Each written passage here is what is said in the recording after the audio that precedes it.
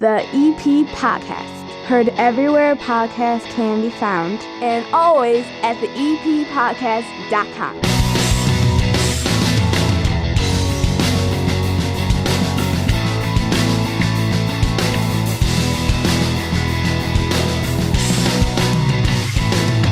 And belly on up to my 9-foot homemade oak bar right here in my basement in Evergreen Park. My name is Chris Lanuti, and this is the 30 Minutes of Good that is the EP Podcast.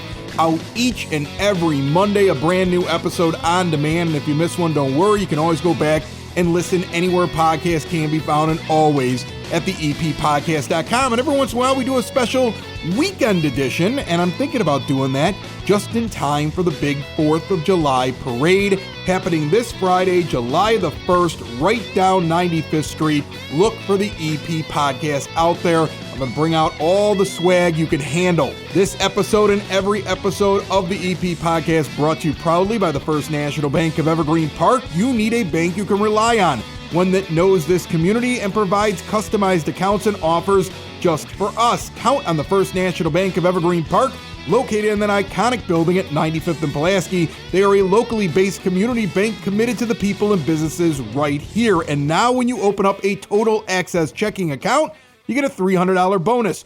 Open an account today at bankevergreenpark.com/totalaccess/EP. $100 required to open. Requirements to qualify. Must use link to apply. Member FDIC. I was just in there last week with my two older kids. They both opened up student checking accounts. They've got their debit cards. My son loves it because there's no cash at White Sox games, so now he can buy things with his debit card. He's actually mowing lawns. We're actually going to talk to him in just a little bit here. John Brand from Open Outcry is going to come in, one entrepreneur to another, and try to help my kid grow his at-home business. That is not the only guest we have here on the show. Sitting down here at the 9-foot homemade oak bar is our good friend Frank Murray from the Evergreen Park Public Library. It has been a minute, my friend. How are you? I'm doing pretty good, Chris. Thanks for having me on. I always love when you come over here. Like, you're all business. People don't understand that Frank has like a uniform. Mm-hmm. I don't think he's required to have a uniform. I think he made his own uniform.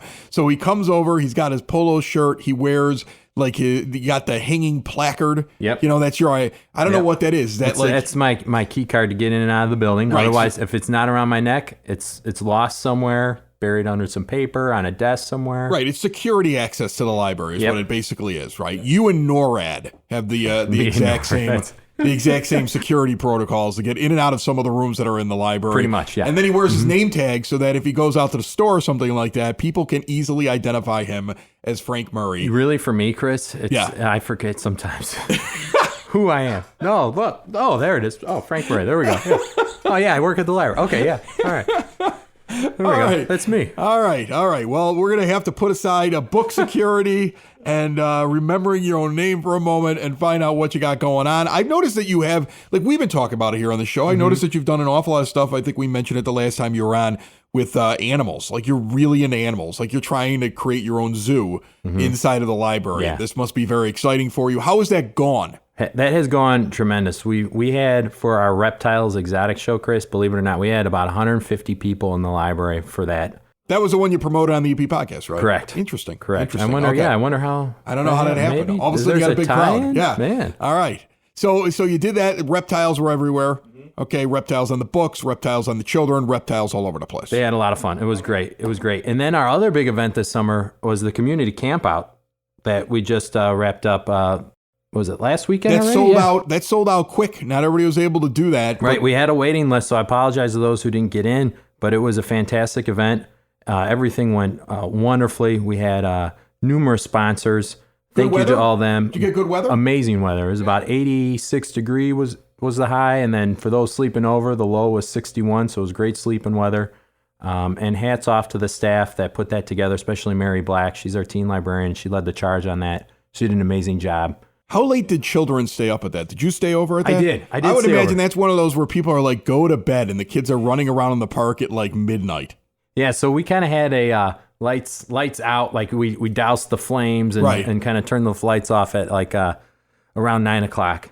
But people were out walking around, I think, really to tire the kids out and to get them to go to bed. But there was still some families hanging out, talking in their tents and having a good time. So Right. it turned out really well. I've It was noticed really good. now at this time of year, the way that the sun stays up long enough, if my kids are not ready for bed, I just send out the little guy and make him do yard work. There you go. Little 8:30 at night yard work. That'll get him going. If Put him that's to not work. going to put them to bed, yeah. Right, Then exactly. they'll listen. Yeah, go back and forth on the monkey bars and pick up the dog poop, okay? And you'll be ready for bed. Exactly. All right, so what do we got coming up here? We got 4th of July, first of all. Yeah. I would imagine you have some patriotic-themed events going on over at the library. Maybe the reptiles or the monkeys or whatever that you're going to have in Everybody's- this month. We'll all be everybody's wearing dressed up. little red, white, and blue top hats. But tell me exactly what you got going on. Yeah, so of course we'll be in the parade. It's not really a float; it's more of a truck that we'll have in the parade. We have a truck. Yeah, it'll What be about good. the- what about the it'll be good. psychedelic We'll have some trike? candy. The trike will be out there, Chris. Is somebody going to ride the trike in Yeah, the we're parade gonna next to the have truck? some riders. Yeah, and Okay, good. hopefully the Shriners stay out of our way. We don't want any accidents out there on 95th Street. Whoever's on the bike is going to have to stop and say hi at least, okay? So, I mean, somebody's got to jump out, say hi while we're sitting there and we're talking at the parade route, okay? So plan Absolutely, on that. absolutely. We'll put it down. All right, so you're going to be in the parade. Are you throwing out free books? What do you hand out? Do you hand out anything at the parade? Yeah, so of course you got Trying to bring get some, John Brand to hand out beers. Oh man, could I be in front or behind him? Can I be next to him? Yeah, we of course have some candy, and we've got some ideas of some other stuff that we might be able to bring in. Okay. And bring it out there. Awesome. But, yeah, So- that would be great if we were just chucking books. Just chucking on the books. side of this, Right. Here you go, kids. Sing to Woo. Bismarck. And you just throw that out there Right to in them. their face. Right No. in the face. So patriotic stuff over the next week or so. What do we got? So we're still going on with our summer reading. Read Beyond the Beaten Path. That's our big. This is the last month of summer reading. Talking about July. After that, kids, you don't have to read ever again. At least take a break, get ready for school. But that's why we do summer reading. Help the summer slide. Right. Keep the literacy skills up and running. Chris, I think you're gonna love this. When I was writing this down, I was like, Chris, we'll probably come to this. Okay. You seem like a squirt gun person. I do like the squirt guns, yes. And what if you mix in painting with it? So instead of water, you put some paint in your watered down paint in your squirt gun. And you have a squirt gun fight. You're going to paint. squirt people with paint? We're gonna have a lot of fun. That's I think gonna you've be. lost your mind, Frank I know. Murray. We have. Okay. But we're having a fun time. Right. Doing it. That's going to be Tuesday, June 28th at 11 a.m. It's grades pre-K through 5th. It's going to be a blast. We also have a mini STEAM camp July 6th, 13th, and 20th, and that's for grades pre-K and kindergarten. They're going to dig for dinos, learn about metamorphosis, the changing of the tadpole to the frog. Oh, yeah. I'm all the into the cocoon metamorphosis. to the butterfly, Oh, and yeah. discover a rainbow. So as you see, there's a lot of themes that we're pulling from the Read Beyond the Beaten Path. Outdoors, camping, the community camp out, all that fun stuff. There's just some other fun stuff that we're doing outside of the summer reading theme for kids. We've got a kiddie drive-in movie where mom or dad or guardian will bring your children in, bring a big enough box for them to fit in.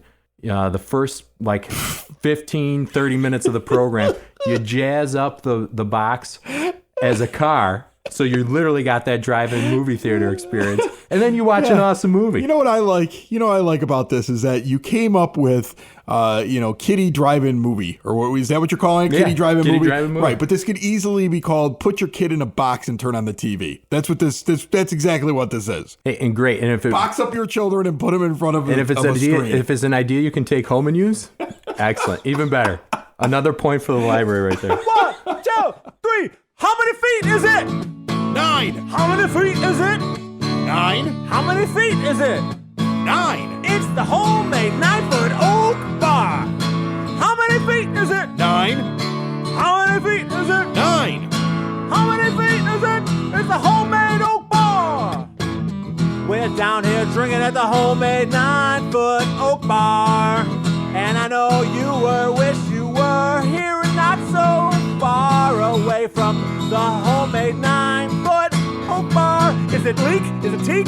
I don't know, but it's not redwood, it's oak, It's the how many feet is it? 9, How many feet is it? 9, How many feet is it? 9, It's a homemade 9-foot oak bar. I said, how many feet is it? 9, How many feet is it? 9. How many feet is it? Homemade 9-foot oak bar.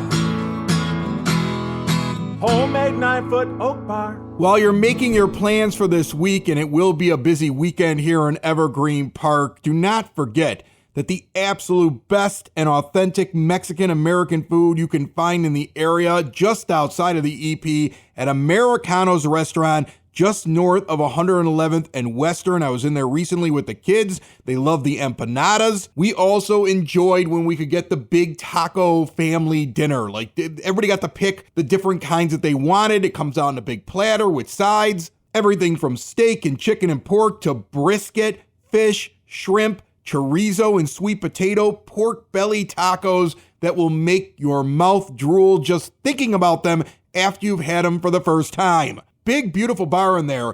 Big selection of tequila, whiskeys. If you like those, get over there. Beers and wines as well. Cadillac margarita that they have there, all premium, fresh, squeezed ingredients. That's my go-to when I walk into Americano's. Stop in for lunch, date night, bring the whole family anytime like I do. And remember, they have catering options. My kid was just at an 8th grade graduation party. Got it catered. You can do that at americanosrestaurant.com. Visit them today, 11060 Southwestern Avenue. Frank Murray, get into Americanos. After, of course, you tell me what else is going on. What else do you have going on at the library coming up here next couple of weeks? We've got a spy camp Tuesday, July 12th at 3:30. It's You're grades teach K these through kids 5. how to be spies? Their mission, should they accept it, Chris, they'll learn about code breaking skills. They'll test their physical agility because, you know, if you're a spy, you got to be agile. Yeah, you got to be able to get away. Yeah, you got to be like a ninja. Right. Exactly. And then we're going to be to other important spy skills, but we're not going to be doing James Bond shaken, not stirred. That's a different skill for another program. That's Tuesday, July 12th at 3:30. And then every year we do this. It's super uber popular. Lego car races. It's going to be Monday, July 18th at 11 a.m. grades K through 5. We supply the Legos. We got a ton of Legos. Right. Kids come there, they make their car, and then they race it to see who made the fastest car. How do they car. race it? Do they send it down a chute? Do they push it really fast? We actually have a track, a pre-assembled track that we use. It's pretty much some wooden plywood, and then we've got lanes, and then we hold heats, and whoever's car makes it down the first through the chute, that's the winner. What kind of prizes are we talking for an event like this? What is somebody getting? What are they getting here? Huge prizes. Do they get a name tag? They get a Frank Murray duplicate name tag. Not their own name, just one that they can pretend that they're you. And then they can go around. Right, like for Halloween. Just like my daughter does. She puts on my name. She's like, I'm the library director. Look at me. That's what every kid wants to be for Halloween. I'm like, hey, Nora, with great power comes great responsibility. you got to watch out. You got to watch out. All right, so we got Lego racing. It sounds like you got a lot of stuff going on. That it's going to be a big month. I haven't heard anything about any animals yet. No animals in July? You know what, Chris? That's a great question. I think we did all our animals in June. Animals are just for June. It looks like all our animals were in June. We've got. I take it back. Oh, okay. Here we go. Maybe not live animals that you're thinking dead of. Animals. Not dead animals. Stuffed animals. Oh. We have a stuffed animal sleepover. It's going to be Friday, July 29th. Kids or adults, whoever has stuffed animals, can bring their stuffed animal That's in. what I want. I want adults showing up with a stuffed animal to go to sleep in a library. Well, that's what I want to see that. I want to be there to watch that show up. We got a lot of fun activities planned for the stuffed animals while they spend the night overnight at the library. Oh, the activities for the stuffed animals? For the stuffed animals. They're going to get into some trouble, I think. You watched a lot of Raggedy Ann and Andy when you were younger, didn't you? You believe the animals walk around at night. See, that's how I date myself. Most people be like, you watched a lot of Toy Story and you think they walk around. I went with Raggedy Ann and Andy. You did go way back. I went way back, okay? Man, and you could have probably got some promotional from the new Buzz Lightyear movie right there if you just said something like that, Chris. Missed out on an opportunity there. But that's Friday, July 29th. You can drop off your stuffed animal all day that day. 9 to 5. You don't get to stay over? The stuffed animal does? That's the stuffed animal that's staying over. You're ridiculous. And you're ridiculous. You're having an event where people just drop off their stuffed animal, and then you play with their stuffed animals, take pictures, and give them to them the next day. Chris, I am not playing with the animals. Yeah, you are. The animals come to life. And they enjoy the library just like their owner would. Now I'm dropping off a stuffed animal. There we go. I'm dropping off a stuffed animal just to see what happens to my stuffed animal. All right, real quick, what's your go-to? Well, I have an Ernie doll. There you go. Yeah, I actually every stuffed animal I've ever owned either disappeared or ended up in like a bin from when I was a little kid, was dropped off when I had little kids and I gave it to them. But I had one that was like my favorite.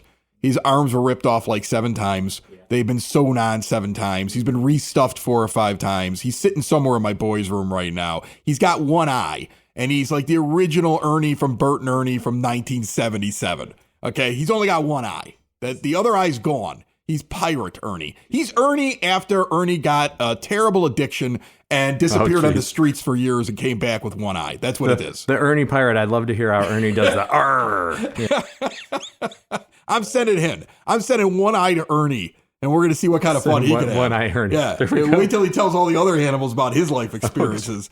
They're all going to be, he's going to damage all the other stuffed animals at the overnight party. Chris, he might be the oldest one there. Oh, he's going to be 1977. 1977 Ernie. Man, he's going to scare those young stuffed animals. We'll have to put him off to the side. Yeah. We do have a couple more events for families to participate in. We're doing a mini field trip to the Beverly Arts Center on Thursday, July 14th at 10 a.m. It's for families. We're gearing it towards families with children aged 2 to 11. The Beverly Arts Center is hosting a performance on The Ugly Duckling. So that's the whole tie-in there with that. We will be providing bus transportation, so there's going to be a $3 charge per person. And I have to mention, we're going to be having a magician, Sean Masterson, Saturday, July 16th at 2 p.m. Families, children ages 5 and up, come check it out. He's going to be doing sleight of hand, illusions, and he's going to have some audience participation. So come ready to have some fun. You ever been to like one of those big magic shows? I got to see David Copperfield one time. That's pretty cool. How was that? Well, I was in Reno, Nevada doing radio, and I got complimentary tickets. He came on the show. I interviewed him, and then I actually watched him move an audience from the stage to behind everybody, like up in the balcony. Get out of here. And I still can't figure out how. I even asked him afterwards. I had backstage passes. I was like, "Come on, you could tell me." And he just laughed at me, like, "Yeah, you're the first person that's ever asked how do I do that." But seriously, these people somehow. I mean, they all had to be in on it, right?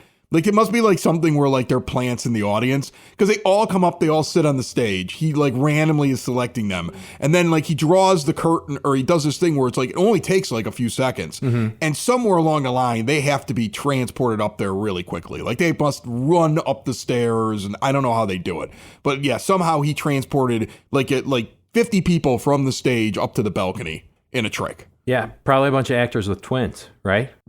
Oh my goodness, Frank Murray just sounded. We'll see. We'll have to ask Sean. Maybe Sean's got some insider magician. Sean doesn't sound insight. like he does those tricks. I mean, he sounds like a fairly good sleight of hand. Hey, I don't know if Sean's transporting. He might make people. Some books disappear. Does he? Okay. We'll see. We'll see. He may not be at that level. I don't want you to put the poor guy out. We'll put him to the test.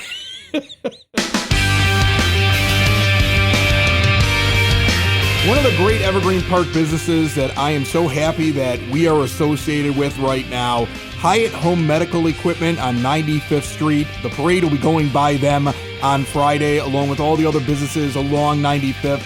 And the reason why I like working with them is I see so many people my age, middle-aged guys. You got kids, maybe they're getting older. I got a couple of teenagers. One of them just got her driver's license on Friday. And then I got my parents who, they're still getting around pretty good. But I got friends of mine, mom and dad, not so good right now. And you want to take care of them. You want to keep them in their home. You want to keep them independent. They want to stay independent. I swear, if I told my mother I was putting her anywhere else when she got older, she would murder me right where I stood. But the thing is, if your parents are anything like my parents, they don't tell you anything until it's like too late. They withhold information. They don't want to be a burden. So let's say you have a parent that uses an oxygen tank. Do you really want to find out that they're out when they're actually out? And then you got to run out and get it? No, get an extra one. Insurance covers it. Hyatt will hook you up. Retrofit the bathrooms, the stairs, anything you can think of, they can handle. They do the CPAP machines as well. And like I said, they work with the insurance companies. They're right here. They're local.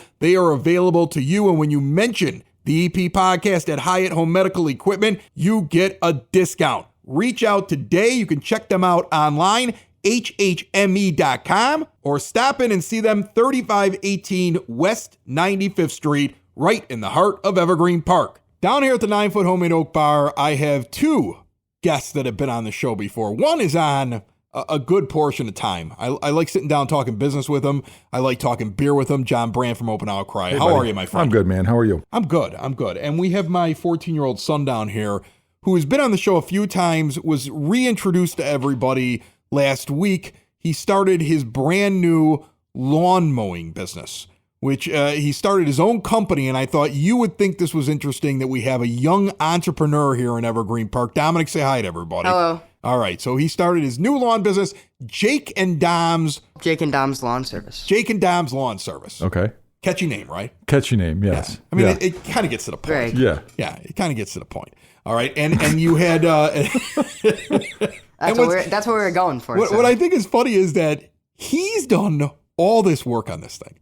Like, he's keeping a notebook. He's keeping track of how much they're making. He's keeping track of the scheduling. He worked out the pricing. He's got everything. Like, basically, he's running it. He put his buddy's name first. And my theory is that way, if there's a mistake, he can be like, well, Jake's name is first. Go yell at him. Exactly. I just take the calls. I mean, he's the guy in charge. Good idea? Yeah. Yeah, I think Yeah. that's a solid idea, Yeah. right? Like, I feel like I should have a figurehead in front of my business. What about you? Tell me how excited you are about having a lager, because for some reason, you're pumped about this. Like, why are you excited to have a lager, that style of beer? Really excited for this. No, number one, it's the first lager we've ever done. Okay.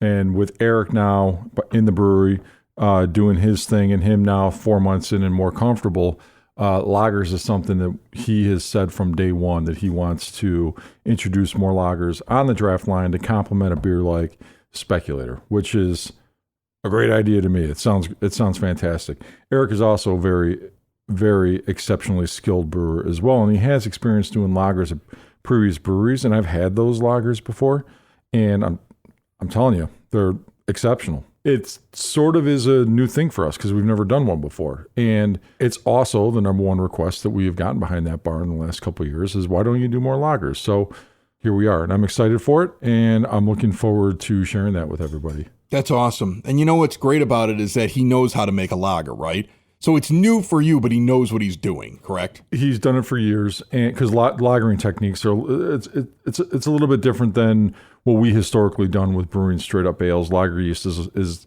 there's different techniques he used to finish those beers out.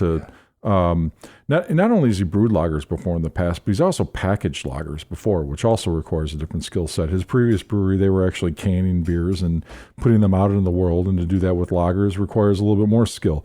And it's going to be a good add to our beer portfolio, and I know that the few people that we've mentioned it to behind the bar the last week or so are excited about it as well. Yeah, well, it's good to have somebody that knows what they're doing when you try something new. Jake and Dom's Lawn Service took on a job like a couple days ago. Yeah, explain to me typically what the scope of your services are. What do you typically do when you engage a client? So it's mostly for mowing and edging, but we like to do any kind of yard work that we can. We'll help with like anything in the yard, even picking up dog poop. I know a lot of people, before they come out to mow, pick up their own dog poop, and we'll do it for you.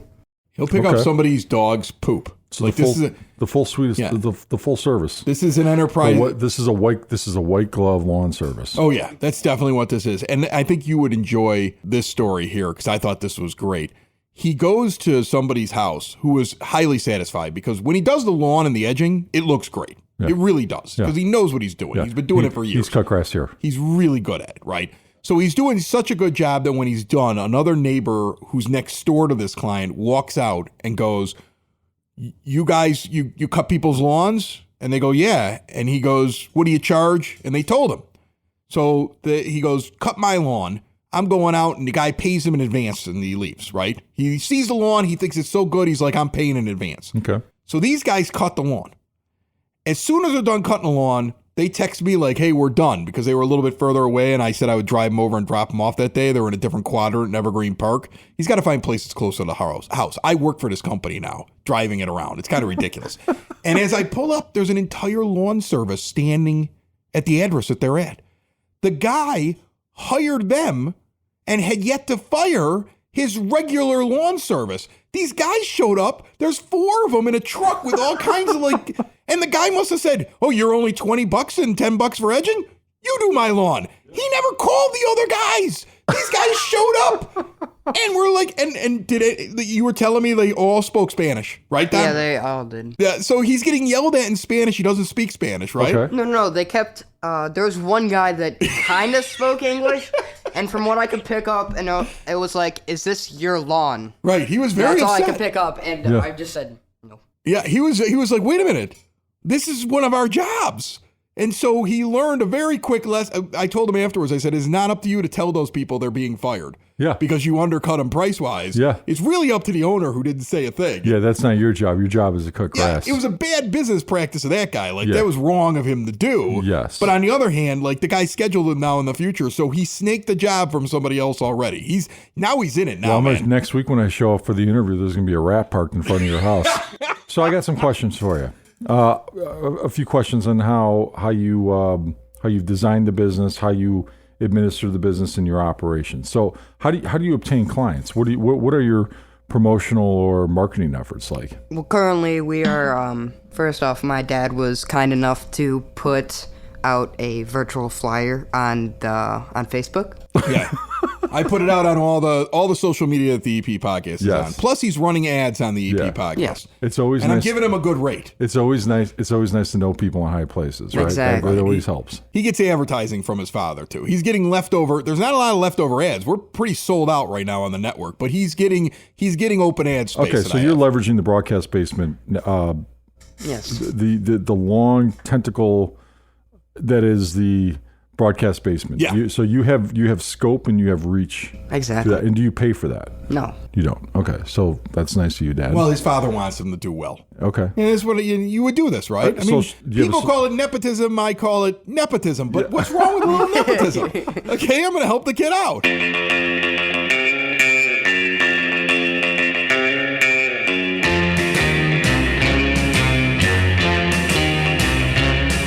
Now time for your EP podcast bulletin board, and I got a couple of messages this week from people who are trying to figure out how to order Sid sauce. That's the hot sauce.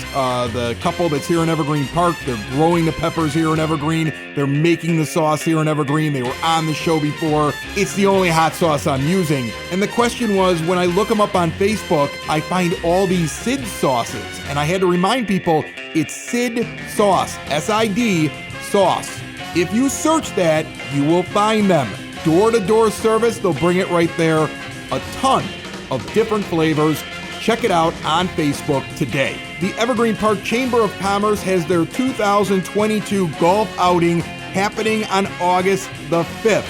Fountain Hills Golf Club, 12601 South Kedzie Avenue. And for the next couple of weeks, you can get free golf at the event from Butch Zemar at Elite Benefits of America. All you have to do is go to the eppodcast.com and leave us a message. Either type one in or leave us a voicemail. There's a little button for that as well.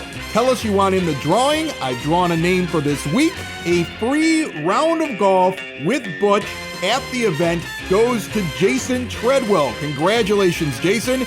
You are golfing at the Evergreen Park Chamber of Commerce event on August the 5th for free. And if people out there are jealous, they can enter anytime. Just go to the eppodcast.com. If you are recovering at home from an illness or hospitalization, suffering from dementia or Alzheimer's, living with a chronic health condition, terminally ill, or a fall risk, or you know somebody who falls under one of those categories, reach out today to Hibernian Home Care Service. Mary Murphy has 25 years experience in healthcare and is a registered nurse. Learn more at hibernianhomecareservice.com or reach out to Mary at 708-634-2450. This week you get to vote in primary elections, and on the bulletin board this week we have a 30-second paid political advertisement from a guest that was on this program talking about his candidacy just a few months ago. Here it is. Hi, I'm Chris Butler.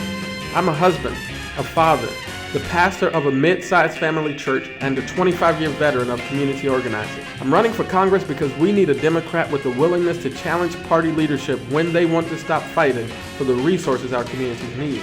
And we need a leader who will work across the aisle to get things done. These two characteristics are all that matter in this election. So on June 28th, vote for Chris Butler. Not just another Democrat, a new kind of Democrat. For more information, visit electchrisbutler.com. That's your EP Podcast bulletin board, and if you like what you've heard from our young entrepreneur here and you want to reach out to Jake and Dom's lawn service, he does need more clients. 708-639-5458. He'll do a good job or his father will punish him. Catchy slogan. I like that one right there. What's your favorite pizza when you head over to Open Outcry at 109th and Western and you go eat John Brand's food? Well, I would have to say I don't exactly know what it's called currently. It just has a bunch of meat on it.